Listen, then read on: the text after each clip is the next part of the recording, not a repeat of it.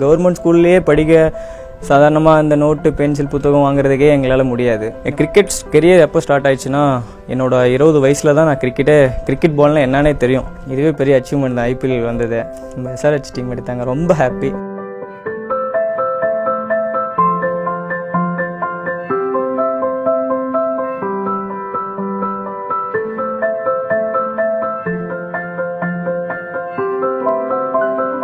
ரொம்ப family background எல்லாமே கொஞ்சம் புவர் தான். சேலம்லேருந்து ப்ராப்பராக ஒரு 36 கிலோமீட்டர்ஸ் அவே உள்ளே இருக்கேன். என் கிராமம் நேம் வந்து சின்னப்பூம்பட்டி.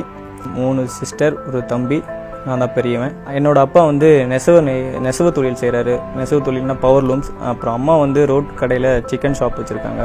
இந்த மாதிரி ஒரு சாதாரண குடும்பத்துலேருந்து தான் நான் வந்திருக்கேன் இப்போது. ஸோ அதை நினைக்கிறப்போ ரொம்ப பெருமையாக இருக்குது. ஸ்கூல் படிக்கிறதே அந்த கவர்மெண்ட் ஸ்கூல்லேயே படிக்க சாதாரணமாக இந்த நோட்டு பென்சில் புத்தகம் வாங்குறதுக்கே எங்களால் முடியாது.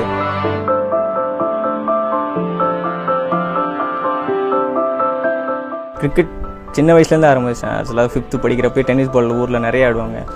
கிரிக்கெட் கெரியர் எப்போ ஸ்டார்ட் ஆயிடுச்சுன்னா என்னோட 20 வயசில் தான் நான் கிரிக்கெட் பால்னால் என்னன்னே தெரியும்.